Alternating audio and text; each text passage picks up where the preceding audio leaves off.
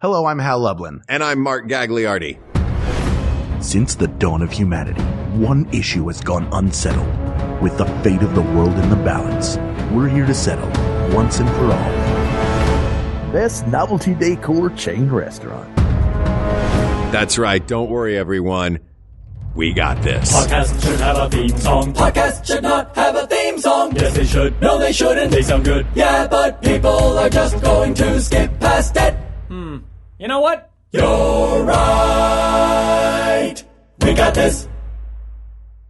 Hal, I'm very excited about this because I loved these places growing up. I've had a ranking of these restaurants in my head for over 20 years. So, it's funny. When this was first pitched, you added a word in, and I ding you for this every once in a while. You added a word in to a topic, and that word was chain, because we had never specifically said that it was a Novelty Decor chain restaurant. So at some point I will ask you to indulge me a few of some of the world's absolutely bonkersest restaurants that I have ever seen. Oh, would you like to guess who added the word chain to the topic? Did Ken add the word chain? Ken added it. When did Ken add the word chain? He told me about it today. He didn't tell me chain. Yeah, you had to find out about it when I said it. Yeah, you know what? Then the section labeled one-off oddities. When we get to that section, don't worry, I'll zip through those and none of those will make it through to the end anyway. But what we're talking about, I think, is the same thing, which is these chains of themed restaurants, which for people our age is a very specific thing that absolutely boomed in the 90s with some of the real juggernauts of the genre appearing then. There was one famously that appeared in 1971, but the rest of them really started to show up in the 90s. That said, do you know how far back first of all, am I correct in that assessment that we're talking about roughly the same types of places? Yeah, I do want to make a distinction here before you start going and before we get the history lesson. Yeah, you're going to love this history lesson, by the way. I want to make sure that it's not like there were weird pictures on the wall. This has to be a place where either now or at some time there were like washboards, a bicycle, a weird baby doll, a whole bar up into the wall, like just crazy stuff on the wall. It's just the main thing of decor, not like a single thing. No, a novel. You said this was Novelty Decor. So yes, I took this to mean in many ways, the big themed restaurants will all fit into this. Right. Of this particular era. Like Olive Garden is a very popular chain. No. Olive Garden is gentle theming. And look, if Olive Garden is an Italian restaurant, then this ain't what we're talking about today. What we're talking about is an Italian-American restaurant. It's not an Italian restaurant. I'm going right in. We'll get to Buca di Beppo later, but just by way of description, the Olive Garden is an Italian restaurant. We're not talking about Italian restaurants, Mexican restaurants, Chinese restaurants.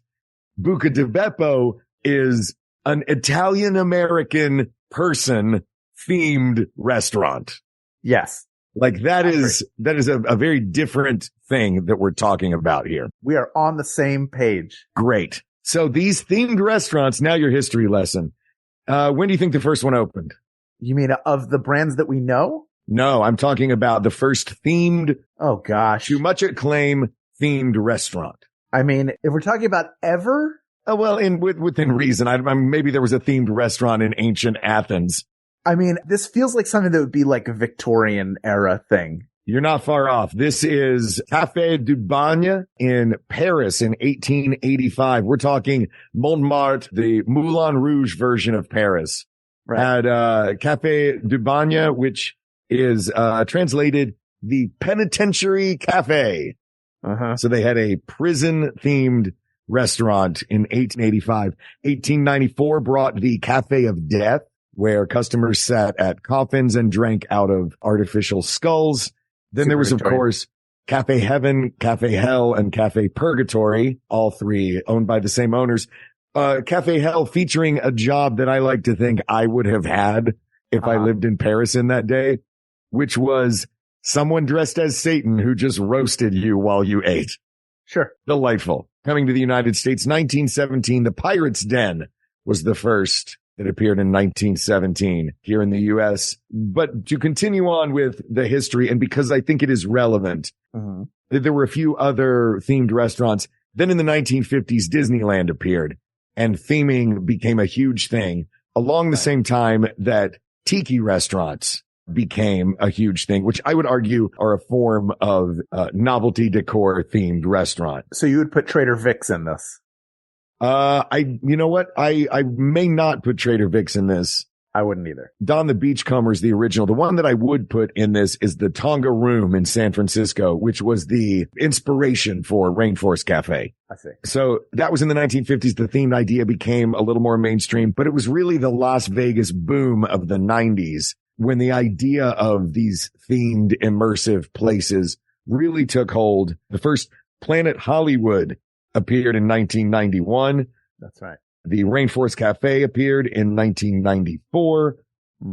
Heart Attack Grill. The Bubba Gump Shrimp Company appeared in 1996, right after the film. Yeah. But predating all of them was Jimmy Buffett's Margaritaville in Key West, Florida in 1985. So there are some real juggernauts that appeared around that time.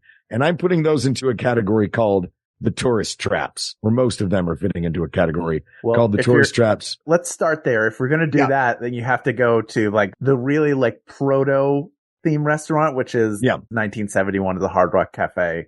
Yeah. The Hard Rock Cafe did not start as a themed restaurant. Right. No, the hilarious story is I think it's John Lennon gave them a guitar and then Keith Richards came in. Whoever the second person was, or Pete Townsend was like, well, if you're going to have his guitar, you're going to have one of mine. And then it became, now you go in and it's a museum of rock and roll wherever you go. You hope you're at a location. I was obsessed with Hard Rock Cafe when I was What was the first Hard Rock Cafe you went to? The first one I ever went to probably would have been New York. I went to the one in Los Angeles in like 1992. That was the second one. Philadelphia in the mid 90s. I've been to the one on Maui. I've been to the one in Paris, the one in London, which is the original, the one in Tel Aviv I've been to. Really? Yes. If I went somewhere, there was a period of time, if I went somewhere and there was a Hard Rock Cafe, I would at least have to visit and go to the gift shop and walk around to see what stuff they had there. Hal, this is why you and I are partners and have been for so long. Do you know how many Hard Rock Cafe t-shirts I had as a kid? Keychains. So many keychains. The mug, everything said Hard Rock Cafe. It was a fun thing to collect everywhere that we traveled, because then I would have the exact same souvenir from everywhere I went. It just had a different place name on it, which arguably that's what I do now. I just get a keychain with the place name on it, and it probably wasn't made there. There's just a factory somewhere that's like, okay, what are we doing today? Barcelona? Okay, we're doing Barcelona today. What are we doing tomorrow? Brisbane? Great. Yeah. There was a few years where there was one at Universal City Walk. There was. It was a good one, good long chunk of time at City Walk, and they had the big guitar out front, which is now a Toothsome Chocolate Emporium, which is on the list of, which I did not know there were lists of neo-hyper themed restaurants. And Toothsome Chocolate Emporium is on the list of neo-hyper themed restaurants. I'll tell you what I'm looking for here. Yeah. Yeah. What are our criteria for this? They can't sell just one thing. It can't be like, these are different chocolate things. That's not a theme. Yeah. I think it's going to come down to not like a Hard Rock Cafe, because those are even like very hyper themed as to what's on the wall. If you went into in the 80s or 90s or 70s, after it stopped being a singles bar, which is how TGI Fridays started and then became a restaurant later, you needed to go and see like part of a school bus, maybe a traffic light, then some weird piece of farming equipment from the 19th century. It has to look like somebody went on American Pickers, got all the stuff that they didn't want, and put it up on the wall and said, this is a restaurant. Well, I don't know, because I like some of those, but I like some of the less haphazardly chosen theming of novel decor. Like there is a novelty to a restaurant that every 10 minutes has a thunderstorm. That's what I took this to mean. I took it to mean, exactly. Yeah. I took it to mean the decor of the place is novel in its approach, not just that there are individual novelty items on the wall. To me, the thunderstorm is experience and not decor. See it's like that? Okay. So if you go to like Johnny Rockets right? Mm-hmm. Johnny Rockets is designed to be like a 50s burger stand / diner, really. Right. And I don't know if they still do this, but there was a time where every half hour or every 15 minutes, all of the employees of the Johnny Rockets would have to perform a song together. They'd be clapping like along to a Johnny Rockets did that? Early 60s. I knew yeah. Ed DeBevics did that. I didn't know that Ed DeBevics famously was the original. That's a whole musical experience. This is like, yeah. All right, well, we all have to do Sugar Sugar, and we all have to clap along to it or do whatever. That is decor, like a rainstorm happening is decor. That's experiential. That is not decor. Decor to me is what's up on, like we're really talking about the way I used to discuss with people is like the restaurants with shit on the walls. Fair. See, that to me, then we are thinking about two different things here because I'm thinking of novelty decor to mean the overarching, well, you know what? We'll wind up with selections from both categories and we'll ultimately pick the winner. But decor refers to the aesthetic of the restaurant. Yes. Yeah. The aesthetic. Which is why, you know what? Which is why I was going to ask this. I'm glad that you mentioned that it refers to the aesthetic because I think that we've just eliminated two that I have that have been on in scouring for lists of as many of these and finding unique ones as possible. Two kept coming up. One that was instrumental in the whole birth of this movement, but is now being eliminated because it was an arcade themed restaurant. I was wondering about this Chuck E. Cheese, which is originally less of a decor, more of an entertainment. And I will also eliminate from this list then, because it is more about the entertainment than the decor, Medieval Times. Oh yeah. No. Yeah. Neither of those. Yeah. That is a heavily themed restaurant. Yeah. Not a decor restaurant. Right. Like you have to think about what's like that whole thing is like they're trying to make it look like you're in medieval times. You sit there, you have no utensils, you watch a jousting match. But like if you go to Hula Hands, you go like, I would not call Hula Hands next to a hoop skirt. I wouldn't call Hula Hands a novelty decor restaurant because in my viewing of this, I was thinking of it as, like I said, the overarching decor of the place is novel and putting a bunch of shit on the walls doesn't seem novel to me. Like there's no TGI Fridays on my list. There's no Bennigan's on my list. There's none of those are on my list. You're missing the main event of this match. It is such a, I disagree. So bizarre. That is, all right. Well, then let's make that a category. Who would be in that particular category? You got Bennigan's. I had TGI Fridays on here and I was like, well, that's not one of those. I eliminated that. TGI Fridays for sure is one of them. Have you seen a modern TGI Fridays? I don't care about modern. I care about this is their background. It's TGI Fridays. It's Bennigan's. It's Hula Hands. It is Applebee's. Applebee's started that way as well. What is the other one? There's another Applebee's type place that for some reason is, Ruby Tuesday.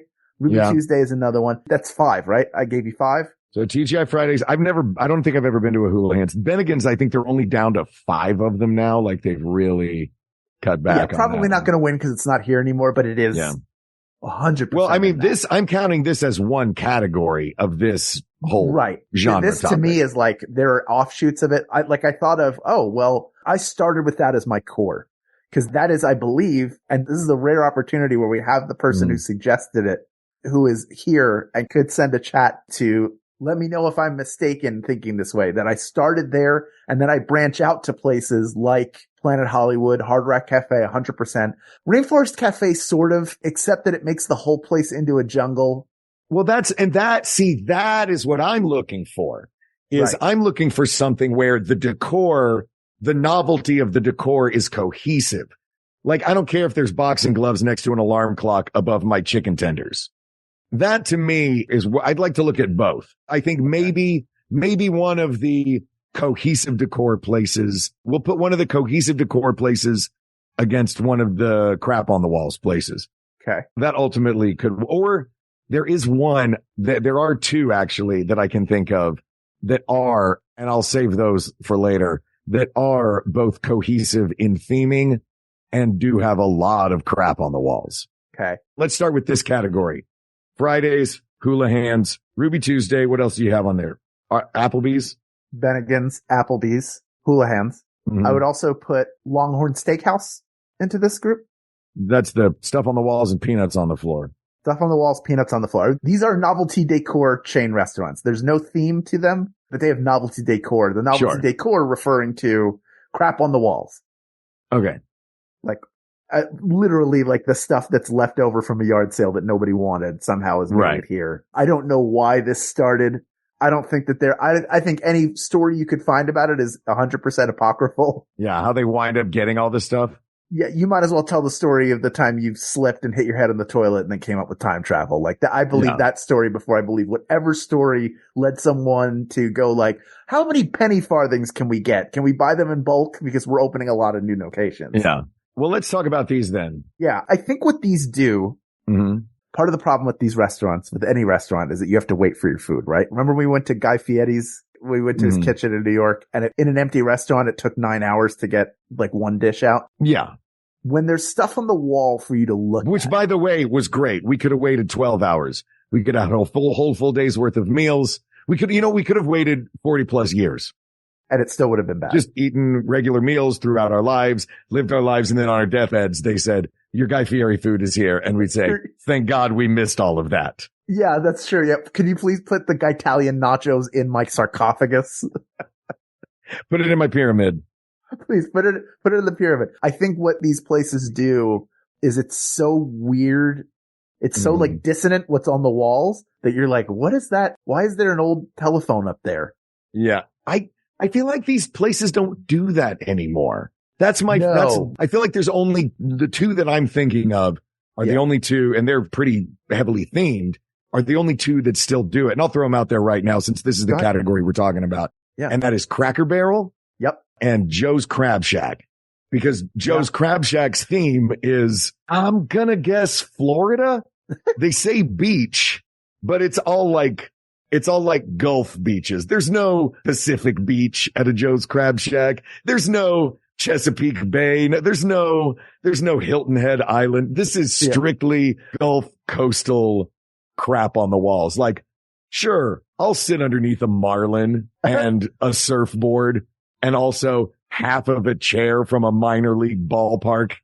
Exactly. It's so weird. It's just the stuff that washes up ashore. Yeah. But that's what I like about these. That's what I like about those particular places. And I think that's where those Venn diagrams cross of themed restaurants and crap on the walls restaurants to create a novelty decor could potentially be something like a Cracker Barrel. Do you know about the Cracker Barrel warehouse, by the way? I know they're getting rid of the stores. Is that where we can go now to get all the stuff? Oh, wait. I heard this. They're getting rid of the stores. Why would you get rid of the store? I don't know. I think they're getting rid of the wrong half of Cracker Barrel. Yeah. Yeah. It's not the food. Nobody goes there for the food. You go there for the rocking chairs, the big checkerboard that's by the fireplace. Yeah. And sweaters with the American flag on them. Exactly. I need scented candles that will make me pass out if I get too close to them, and cassette tapes of unknown comedians making prank calls to truck stops. That's what I need. Yeah. How else am I going to know if I might be a redneck if not for the store inside the Cracker Barrel and the cassette section therein? Yeah. I need a blanket with an uncomfortably religious message delivered by Mickey Mouse on it. There aren't many places you can get that anymore. No. That is perfectly on. See, that's the thing. They're on theme. They are on brand. Yeah. The rest of them all blend into me. You know what I mean?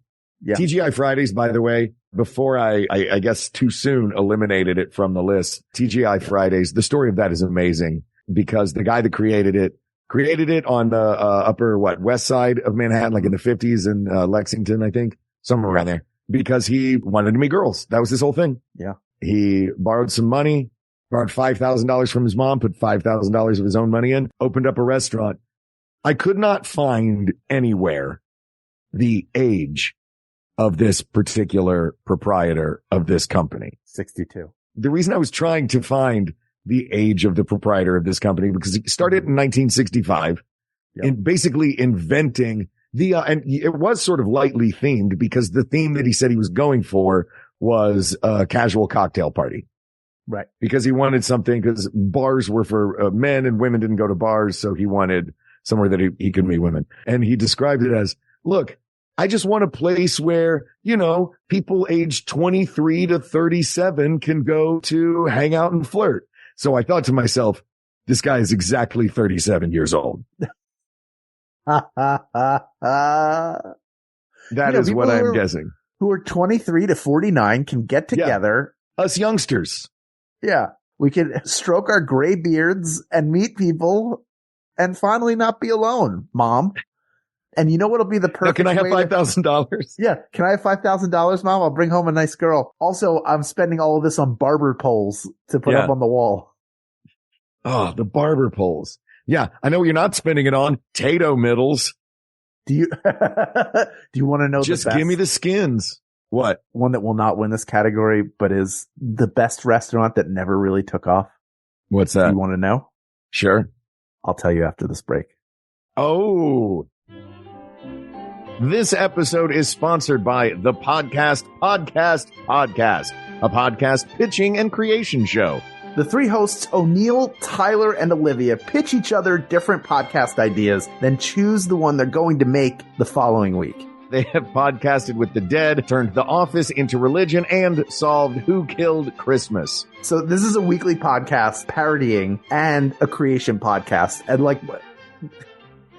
I love the concept of this. Just as soon as I saw it, I was like, oh, this is brilliant. Because as people with podcasts, part of the thing is what's the idea going to be? And everybody's trying to hook into what the big idea is. Either that nobody's done this before. We're really going to get a huge audience. So something that sort of takes that apart and deconstructs it in a comedic way, I love. Yeah, if you think that every podcast idea is already taken, listen to the podcast, because guess what? I guarantee you didn't think of this one. But the whole concept for this show is one of those, I wish I'd thought of that. Yeah, I kind of this is one of those where I saw the concept. I saw some of the ideas they had. I want to talk about a couple of them and immediately thought, I want to be on this podcast. I want to come in. What ideas would I pitch? I think my favorite is one they had called The 5 Wives of Nicolas Cage, which is a podcast chronicling the many lives, wives, and films of one Nicolas Cage Coppola. So good. I gotta wonder if iPod the 5th came first or if the concept came first and iPod the 5th came afterwards. Either way, it's a brilliant hot seat game show. But that's the thing. All of these podcasts only exist fleetingly. Yeah. I mean, they don't exist fleetingly because you can listen to them right now, but they only exist for that one episode, which is really fun. Yeah. Really, really, really smart. And I love the comedic payoff of you're going to get the pitch that wins, but you actually do get to, because the comedy thing might be, well, this is the one we're going to make, and then maybe you don't get it. But the fact that you get it the following episode is really good. Do you think that somebody actually got the quiz ink tattoo that they, after they took their quiz and got the tattoo they should get? Do you think anybody's actually gotten that? I hope so. I demand to see pictures if so. Me too. You can find links to the show and more at website.biz and follow the show on Instagram and TikTok at PPCast. The podcast, a brand new creation of podcast innovation. Give it a listen.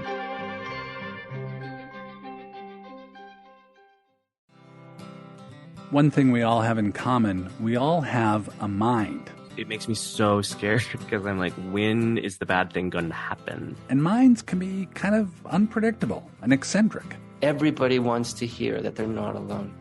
Everybody wants to hear that someone else has those same thoughts. Depeche Mode with John Moe is about how interesting minds intersect with the lives and work of the people who have them. Comedians, authors, experts, all sorts of folks trying to make sense of their world. It's not admitting something bad if you say, this is scary. Depeche Mode with John Moe, every Monday at MaximumFun.org or wherever you get podcasts.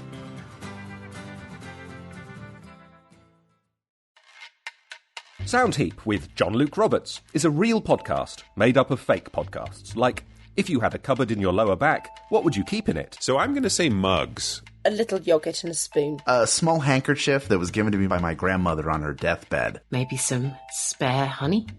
I'd keep batteries in it. I'd pretend to be a toy. If I had a cupboard in my lower back, I'd probably fill it with spines. If you had a cupboard in your lower back, what would you keep in it? Doesn't exist. We made it up for Soundheap with John Luke Roberts, an award-winning comedy podcast from Maximum Fun, made up of hundreds of stupid podcasts. Listen and subscribe to Soundheap with John Luke Roberts now. Okay. All right, what is it? Wait any longer. What's that? There was a chain restaurant. I believe it started in Rhode Island, but there were locations everywhere, including one at the Franklin Mills Mall in Philadelphia. That was called the Bugaboo Creek Steakhouse. Now, Mark, the Bugaboo Creek Steakhouse was Canadian themed. Ooh. Which means it had a woodsy feel to it. A lot of natural wood, like log cabin kind of feel. But it also meant that there were taxidermied animals all over the place. Oh, no. Including a giant buffalo Not anything head. that you're going to eat. Oh.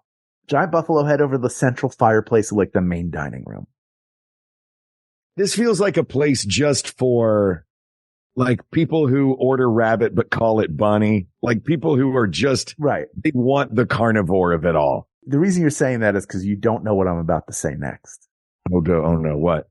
Every 15 minutes, you would hear do-do-do-do-do spotlights on the buffalo. Oh dear. Who would go, "Hey there, folks. You want to know the story of Bugaboo Creek Steakhouse?" And then you would be like, "I just want to enjoy my salad." Well, how often did it do this? Every 15 minutes. So if you're there for longer than 15 minutes, which you are, either you're hearing the same thing over and over again, or it's like Heath Ledger's version of the Joker. And each time it says, "You want to know how I got these scars?"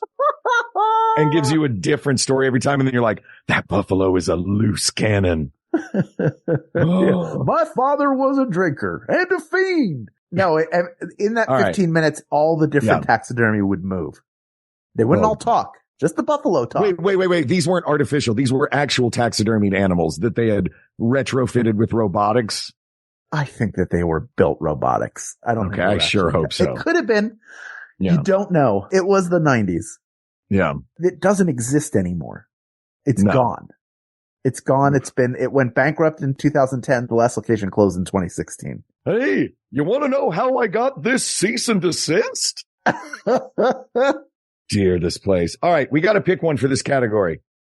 We have TGI Fridays, Hula Hands, Ruby Tuesdays, Applebee's, Bennigan's. I'm taking Bennigan's off because they're just like, I feel like the only one of these that I know because their food is TGI sucks. Fridays. Their food can't suck, Mark. This has to be a good restaurant. It can't be just about the stuff on the wall. Their food can't suck. Okay. Well, we can get to the food, but we've also got to make it a little bit about the stuff on the wall since that is the topic. Yeah. Like right now, I would say the stuff on the walls, I would go with TGI Fridays because they really were the innovator of that space. All the other places came after. Everybody else feels like an imitator of TGI Fridays. All right. So is that our victor in this category? For food? Who's got the better Texas food? Roadhouse. I thought you said Longhorn Steakhouse. There's Longhorn Steakhouse and Texas Roadhouse? Yeah. Oh, Texas Roadhouse. Maybe. I think they both have. Do they both have peanuts on the floor and steaks? So. And steaks on the floor as well. Yes. Steaks on the floor. You know what I don't like about those places? I think they both do it. What's that? I think it's Texas Roadhouse for sure does it. Where you walk in and like you see the grill where they're making the steaks. Then they have like the cuts out and like a little case for you to look at them and see what they are. Yeah. You don't need that. It feels like a waste of those steaks. You can't eat those. Well, you don't think those are fake steaks in there or like preserved? They look real to me. Are we counting Outback in this category? I'm trying to think of how much stuff they have on the wall. Here's the thing. Outback is another one, much like Cracker Barrel and Joe's Crab Shack, in that they do have a theme. It is inexplicably Australia. Yeah. And but I don't think there's enough stuff on. I mean, I know the one in my neighborhood, there's like 2 or 3 things on the wall. It's more pictures than anything else. And the names on and the there's menu. like, well, there's a boomerang. Yes. I do love those. It might be too lightly themed. It's like they killed Yahoo Serious and then the boomerang was the trophy they put above the bar to keep other Yahoo Seriouses from invading. It's called Yahoo Syria. Sorry, you're correct. Yeah. Yahoo Syria. Yeah. I used to love Yahoo Cereal for breakfast. Ooh. So good. Yeah. I can't do it right now because I have no voice. All right. So I would argue TGI Fridays, yes, wins for that decor, but Cracker Barrel and Joe's Crab Shack do have the theming. So, but of the purely stuff on the walls themes, I think that's TGI Fridays. It's so hard to pick it because they gave me food poisoning in 1999. Which one? TGI Fridays. TGI Fridays. See, Cracker Barrel gave me food poisoning. I haven't eaten at one in 25 years. How many times did you get food poisoning at Cracker? Every time? No, just once, but I still go back and it's been delicious every time since. Is it because you licked the IQ test? I did lick the IQ test. Yeah, I licked every peg before I took it out. Yeah, that was your mistake. All right, then what is coming out of this category? I think you have to go with TGI Fridays. Yeah. I think, though, that Joe's and Cracker Barrel might still be alive. Okay. Simply because they are themed. But if you want to go with this for just the stuff on the walls themed category, it feels tough to not go with Cracker Barrel because it's such a huge part of my life.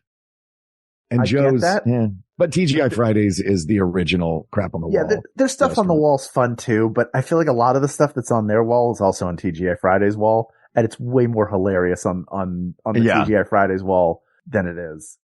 It almost makes too much sense. By the way, the warehouse I was talking about earlier, when you open a Cracker Barrel, one of the tasks you get to do is you get to go to their big warehouse and pick all of the stuff that's going to go on the walls of your particular Cracker Barrel, which is a delightful bit of silliness. But that feels too curated in the way that an original old school TGI Fridays was all crap on the walls. Just random crap. Right. All right. It looks like it was all of those restaurants were decorated by a tornado in the Midwest. All right. So coming out of the crap on the walls category, we've got TGI Fridays. How, where would you like to go next? That really actually covers the around the USA category. Honorable mentions in there: Joe's Crab Shack, Cracker Barrel, Ruby's Diner, whose theme is the 50s, and Hooters, whose theme is sexploitation, I'm guessing, or college dorm. The crap on the walls is woof. Have I told you my Hooters story? No, you haven't. I used to go to the Hooters in Santa Monica on 4th. I think it was 4th in Santa Monica was where it was. It was down there off the promenade. And I would go with Jordan Crane because they would show WWE, then WWF pay-per-views. So we would go, the two of us would go to watch wrestling. Could not be less. Hooters makes me very uncomfortable. I understand the women have full agency. I support them. If they are comfortable and they enjoy working there, go have it. But to me, the transaction of the culture of go flirt with the people at that table so that they will tip you well and you can sell more of whatever has always made me very uncomfortable. I'm hyper aware. Yeah. So they would come in and do the normal, like leaning in and like, hey, so what can I get you? And I'd do the same time. I'd just be like, may I have breaded wings and a pink lemonade, please? Thank you. I was very nice to them. And then non-breaded wings and a pink lemonade. Don't bread the wings. Please don't. If you're breading your wings, you don't have good wings. If I want fried chicken, I'll go to a place that does fried chicken. I don't want breaded wings. So when she went back to the back, was it like in the Blues Brothers? She went back to the back and said, yeah, I got an order, pink lemonade and some unbreaded wings. And the cook behind the thing went, how lovely. Pretty much. But I would be fixed on that television screen. So I wouldn't, I would make eye contact to the point of being polite. I would always tip very well. I would be like, I would try to communicate in the most polite way possible. Like, I will tip you well. You're going to get tipped well by this table. You don't feel the need to spend extra energy. Just come check on the drinks every once in a while. You don't have to worry about it. The transaction here has been completed already. Well, but they don't have a lot of stuff on the wall. They have like merch for sale and pictures. No. They did. They've changed their design. 2013, they changed around their style. I don't remember stuff. It was all like college football and it was a dorm room. It looked like a dorm room and like a stop sign. It's just crap you would hang up in your dorm.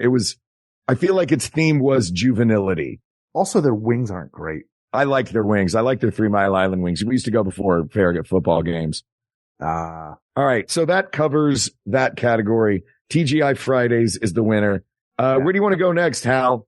We've got tourist traps, film and TV, and one-off oddities. But since it's chain. You did add the word chain. I didn't add the word chain. You added the word, Ken added the word chain. All right. Let me tell you about a couple of these one-off oddities. Topic. You goof. Hey, man. I went with mad because you want to talk about. Do you want to talk about the one-offs because you put it together? You want to do it in memoriam for that section? No. You know what? You don't get to hear about the one-offs. You were gonna tell me about the one-offs. No, I'm not. I have so many. You want one one-off? One one-off. All right. I bet there's one that you've been to on this list. Probably. Oh man, a couple of these are so good. No, I'm not going to do. One called the Ice Cream Cafe. I'm going to do the chains. We're doing tourist traps or film and TV. What's the one-off? Give me the one-off. I'm not giving you the one-off. No. You are giving me the one-off. You're not getting the one-off. Don't be mean to me because I'm not giving you the one-off. And I'm also realizing that most of the film and TV ones except one are one-offs. So I'm just going to move it into the tourist traps category. It's the only category we have. All right, let's do tourist trap. Wait, where's Buca di Beppo? Buca di Beppo's in tourist traps.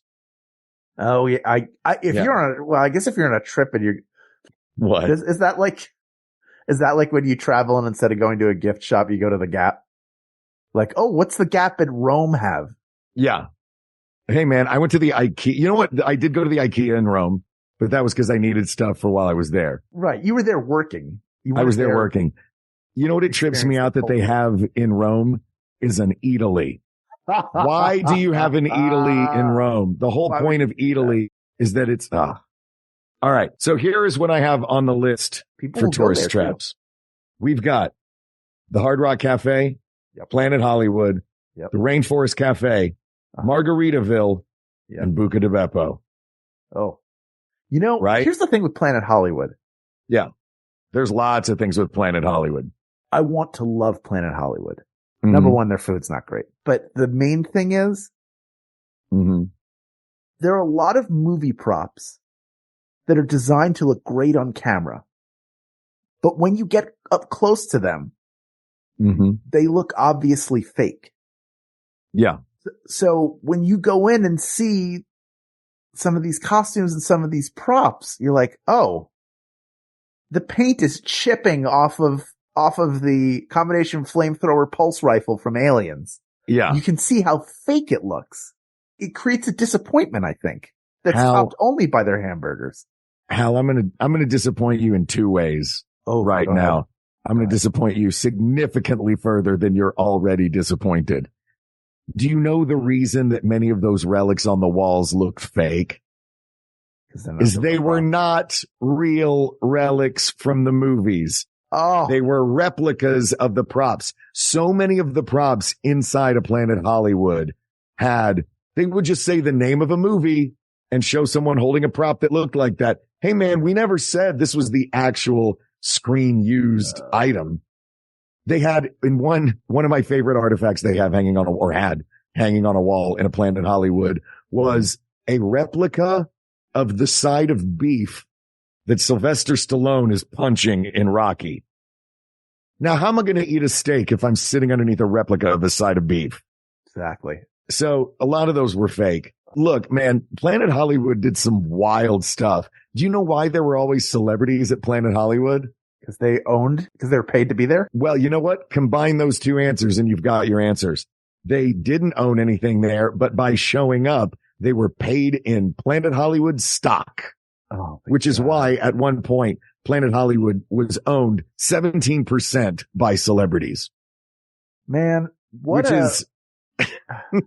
which makes me wonder why when Mikey Schreck and I in college went and froze our feet off standing outside waiting to see the Spice Girls after Spice World came out and they were going to give Spice World props to the Chicago Planet Hollywood. I feel like they were only there to get stock. They weren't there to see me and Mikey. Oh man. You didn't tell me you went to college with Shrek, by the way. That's really cool. Yeah. It was great. You know, the ogre smell gets a little old after a while, but Fiona's nice and Donkey's fun. Sure. Yeah. And the gingerbread man is nice when he's there. Sure. Yeah. He's always in peril. That gingerbread man is always in some peril. The other thing that's going to disappoint you, you know who's in charge of the menu at Planet Hollywood now? Guy Fieri. Hal, you knew that if I asked you who the chef was and told you, you'd be disappointed. That's the only answer there could be. That's the only answer it could be. That's the only answer. Yeah. Outside yeah, that's why they have never tasted knuckle food. Sandwiches now at Planet Hollywood. It amazes me that Planet Hollywood is still around because their food was so bad. And look, I feel like they never caught on. They opened a lot of places. It was a big deal because it was Stallone and Schwarzenegger and Bruce Willis all partnering together. It wasn't them partnering together. They were just the faces of it. It was a movie producer of The Running Man. It was the producer of The Running Man, a guy by the name of Keith Barish. 1987. He's producing The Running Man, and an actor in that movie who was playing a med tech, tiny bit part actor in that movie named Brian Kessner, approached Keith Barish while they were making that movie with the idea for a Hollywood version of the Hard Rock Cafe. Keith Barish roped in Running Man star Arnold Schwarzenegger, who brought his buddies in, and they did the same thing as everyone else. They got some stock. Bruce Willis got to play concerts there with his band and direct the commercials for it. That was how they wrote Bruce Willis in. But it was really owned by the same guy that owned one half of the Hard Rock Cafe. Now, let's talk about the Hard Rock Cafe. We talked very briefly about it earlier. By the way, the two guitarists were Eric Clapton and Pete Townsend. Thank you. That happened in 1979. So they'd been open for 8 years. But the thing that got them connected to rock and roll music was that Paul McCartney played there in 1972. He came in and did a concert. Fun fact, during the filming of Raiders of the Lost Ark, the parts that filmed in London, Steven Spielberg ate lunch at this new upstart Hard Rock Cafe every day. Could you imagine eating that food every day for lunch? What a dream. Right? Food it only good. existed because it was supposed to be, because there was no burger joint in London. That's why they opened it. Right. So so it was just, but the thing is, all of these restaurants have identical food. Yep. Give me those hickory smoked ribs.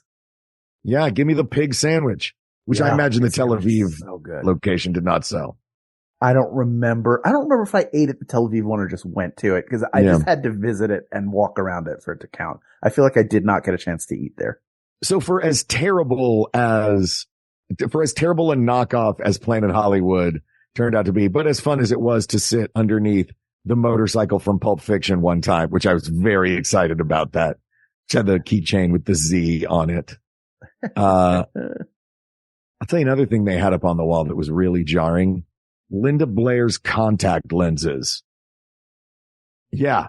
From The Exorcist. So there were just yellow eyes staring at me while I ate. It's too bad they didn't have pea soup on the menu. But that's the thing. All of these menus are identical garbage. Yes. I'm sure that if we opened up a random, okay, I'll tell you what, Hal. Yep. I have sitting in front of me a random theme restaurant menu right now. I bet you can tell me at least 3 dishes that are on this. Hamburger for sure. Yep. 100%. Caesar salad. Caesar salad. Yep. And then a brownie sundae. Oh, I haven't gotten the dessert page up. The brownie sundae, I'm sure, is on here. Planet Hollywood, by the way, their version of a brownie sundae was a chocolate shell that they would pour hot caramel over, and it melted, and then the logo for Planet Hollywood appeared inside. So at least they're theatrical. Can I guess two of the one-offs on your list? 2 of the one-off, what, restaurants? Yeah. No, you said chain. We're not doing them. I didn't say chain. Okay, good. Then you can do it. I know you want, I'm your co-host. I'm not the person who suggested it. Is one of them Steven Spielberg's failed underwater restaurant? Dive? No, that's not on here. Though technically a chain because there were 2 of them. Oh, there were 2 of them. Yeah. There also is, what was the other? Oh, the Heart Attack Grill would be one. Heart Attack Grill is definitely on that list. Yeah. Servers dress as nurses and they serve you, the octuple bypass. Yeah. Which is 8 hamburger patties and 40 strips of bacon. That's crazy. Crazy unhealthy. Crazy unhealthy. The Ninja restaurant that was in New York City.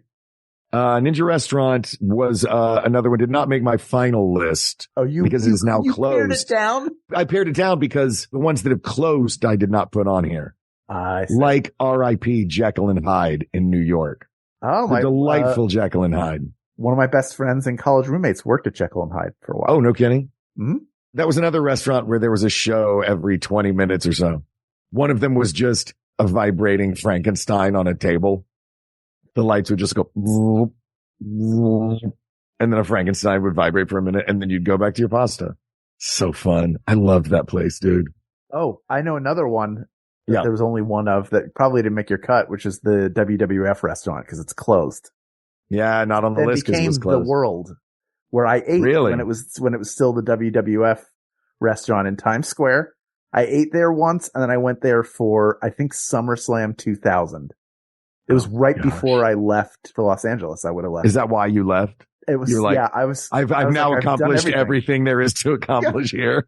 Well, I guess I'm done with the East Coast. I'm going to move on to the West Coast and see what they're doing over there. Yeah. Okay. Somebody play my entrance music for the next 40 hours. I do have, you know what? Yeah. Now I want to do some of these. Oh, there is one that turns out not to be, because it is a chain. Okay. Turned out not to be. It's more about the servers than the decor on the wall.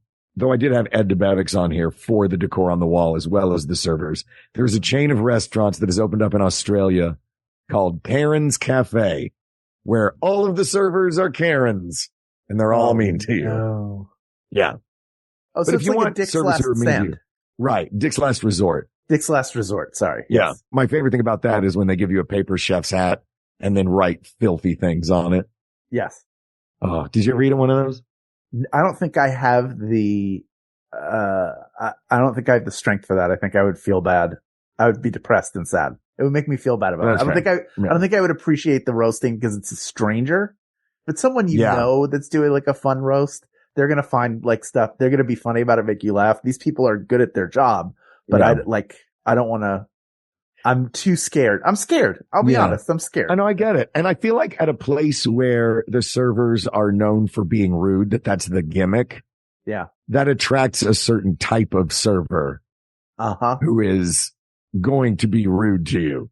And whether that is in fun is going to be debatable based on the hire. So I think the hiring process is a big part of that one.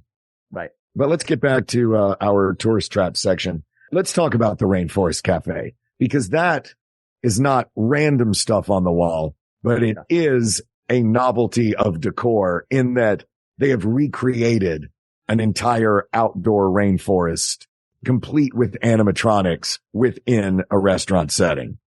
Yeah. What are your thoughts? Look, any place that has a gorilla in it, will be excited to visit. However, I cannot remember any time I've gone to a Rainforest Cafe and thought that was a good meal. Oh, by the way, the Rainforest Cafe was the menu that I had open.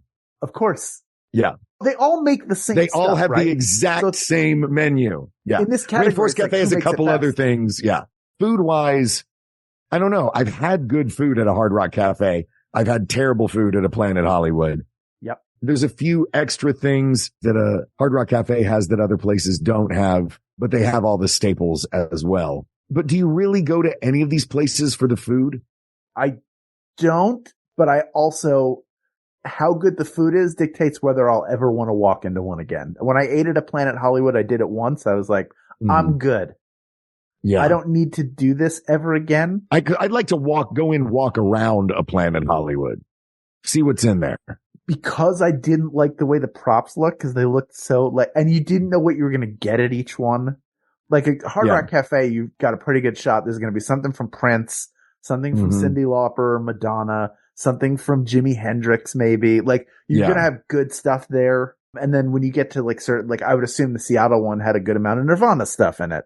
And probably a ton of Jimi Hendrix there as well. And it can be localized like that. Like the ones in England are going to have Led Zeppelin. The ones in Seattle are going to have Nirvana. A Planet Hollywood is, as they made more and more of them. By the way, you can go online. They have an eBay auction account that is always dropping former Planet Hollywood props.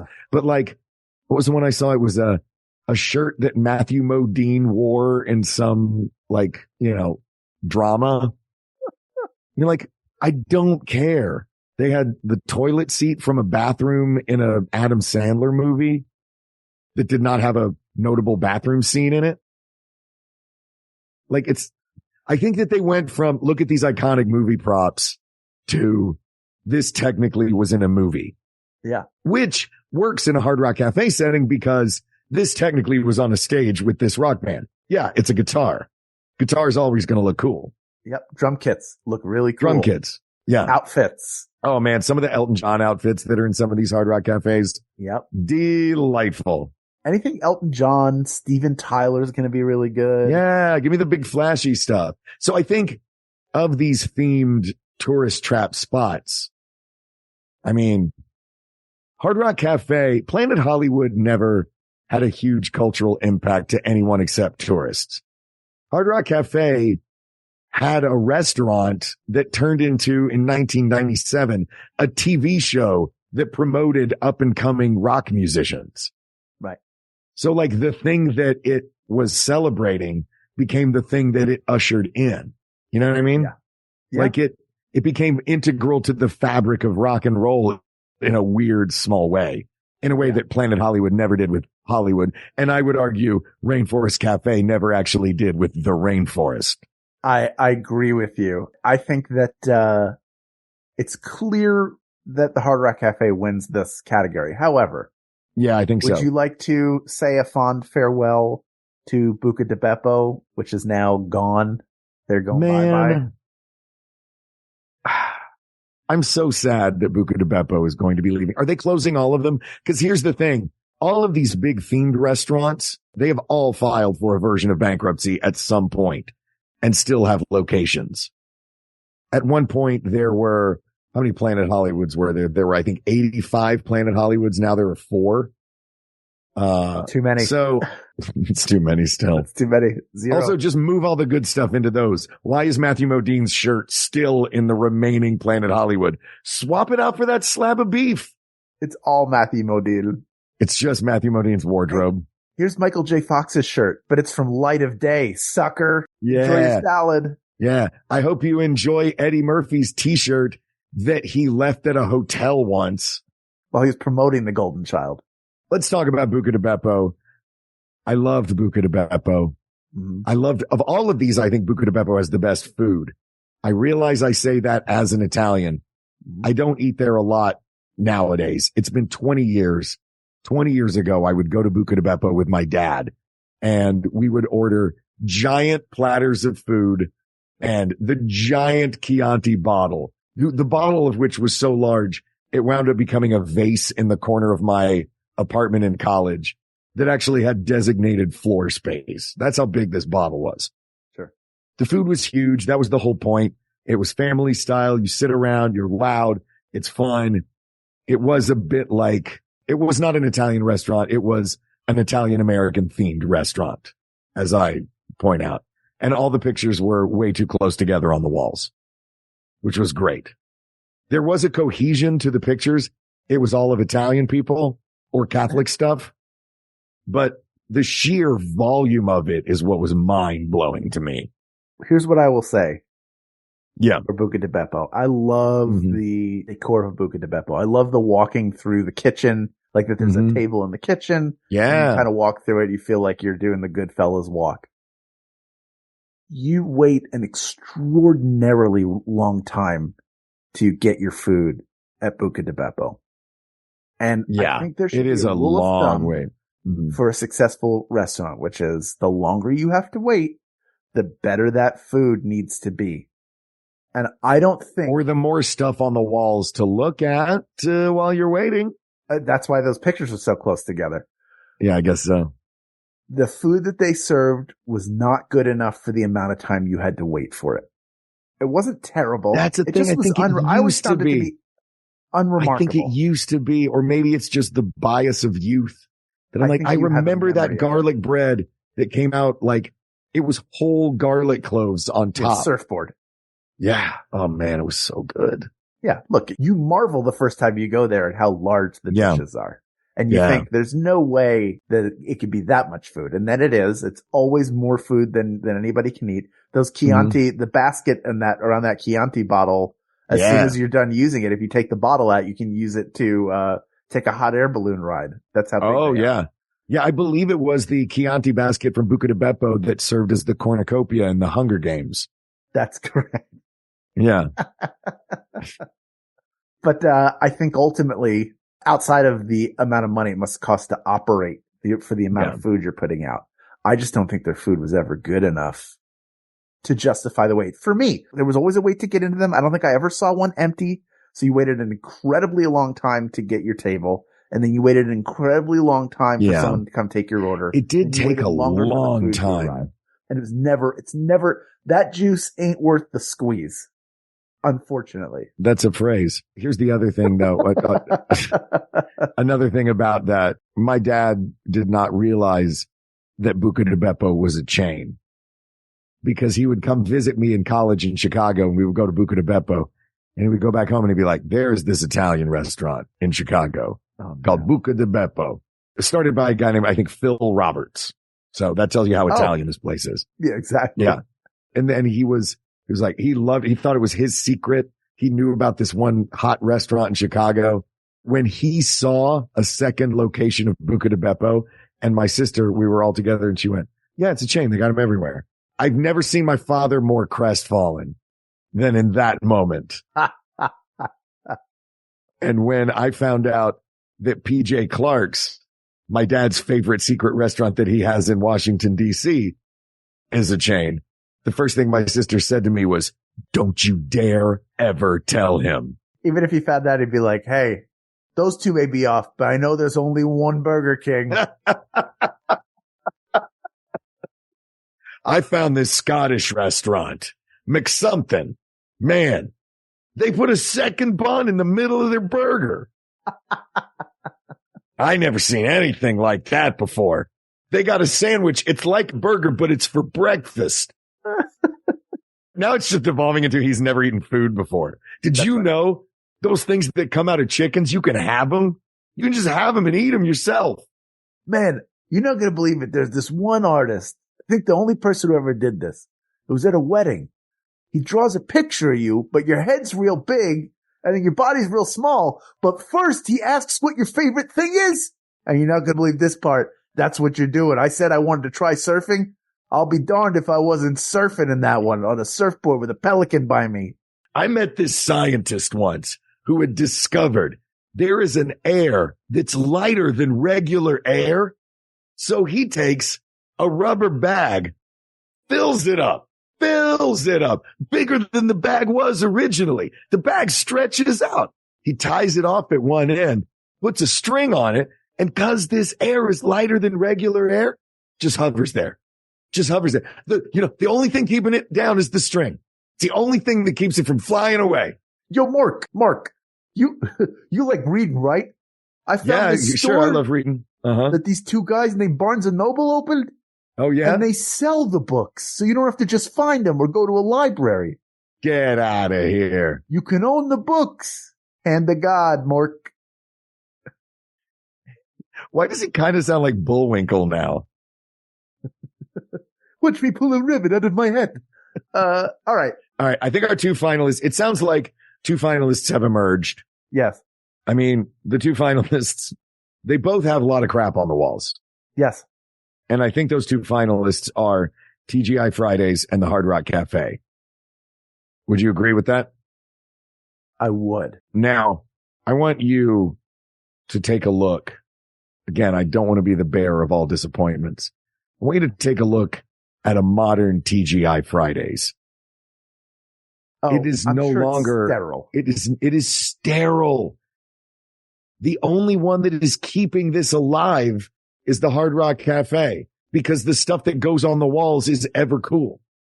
I don't think that the victory can go to a company that has forsaken its novelty decor in the interest of whatever it is they're interested in. That's a good point. I think we've got to go with the one that still has Sammy Hagar's guitar hanging above my head. I'm, of course, talking about Margaritaville or Cabo Wabo. The one from I Can't Drive 55, oddly. Margaritaville, their food is also terrible. Of course it is. I want it to be better. Though they do at the one at Universal on City Walk, because it is well themed, I think, to that. If we were going to put Joe's Crab Shack up against Margaritaville, I think the edge might have to go, because they're both Florida themed restaurants. Right. I think the edge might have to go to Margaritaville because they have created what feels like a beachside fire pit outside the restaurant. It's not inside. It's just outside. There's that little bit, and it's like, you know what? That is a perfect bit of, that's taking the best of the decor of Florida and applying that to your location. Yeah. Food sucks. Yeah, of course. I've eaten there. That was the last Margaritaville I ate at, was that one. Yeah. Yeah. Did you have a cheeseburger in paradise? Do you like yours with, lettuce and tomato? And something else. I can't remember what I had. Heinz 57, French fried potato. Big kosher pickle and a cold ass beer. Stop it. Shame on you. What? For knowing Jimmy Buffett lyrics? I think you make a good point about the Hard Rock Cafe continuing to be something with novelty decor. Yeah. We didn't say themed is not in the title. It doesn't mean it can't also be themed. Right. And yeah, I mean, as we determined early in the episode, I took novelty decor to mean themed decor, not just haphazard novelties, but novelty of the overarching decor, which I would argue the best version of a cohesive overarching decor is the Rainforest Cafe, but that discounts the novelty items of novelty decor. Yeah. People of the world, I feel like we've lost our way as a culture. There was a time where we had a collection of restaurants that would just put the weirdest stuff, like the set of Sanford and Son vomited all over the walls, just random items all over the place. They made no sense. You couldn't figure out if it was some sort of a tribute to the middle America of the early 20th / late 19th century, or if they were trying to showcase the march of time through the technology that we used every day at different points, or if just that's what they could get at the swap meet. You don't know any of those things, but you would think about it while you waited for your food, and it made the time pass a little bit easier. It gave you something to talk about with one another.